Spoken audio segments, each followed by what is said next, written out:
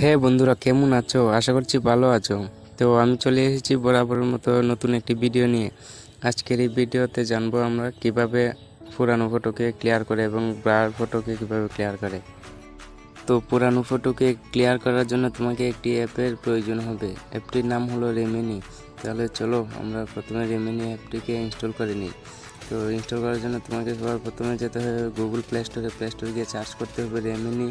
তারপর দেখতেই পাচ্ছ আমার ইনস্টল করা আছে, তাই ওপেন দেখাচ্ছে। চলো অ্যাপটিকে ওপেন করি। তো ওপেনে ক্লিক করলাম, তারপর একটু সময় অপেক্ষা করতে হবে, প্রসেসিং চলছে। তো রেমিনি লেখা এসেছে, এখন গেট স্টার্টেডে ক্লিক করতে হবে।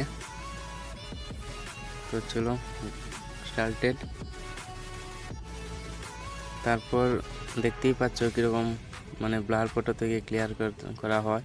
তো তোমাকে ডান দিকে যে এরোটা আছে এই এরোটিতে ক্লিক করতে হবে।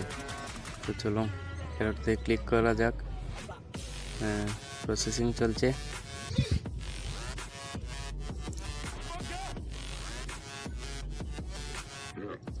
তারপর গিভ অ্যাক্সেস, অ্যালাউ, যা যা অ্যালাউ চাইবে অ্যালাউ করে দিতে হবে। তারপর তোমাকে একটি ফটো সিলেক্ট করে নিতে হবে তোমার গ্যালারি থেকে।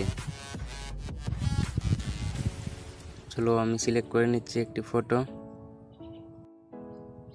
তারপর তোমাকে এনহান্সে ক্লিক করতে হবে। তো এনহান্সে ক্লিক করার পর তোমাকে একটু সময় অপেক্ষা করতে হবে। আপলোডিং ইমেজ আপলোড হবে, তারপর একটু প্রসেসিং হবে, একটু সময় অপেক্ষা করতে হবে তোমাকে।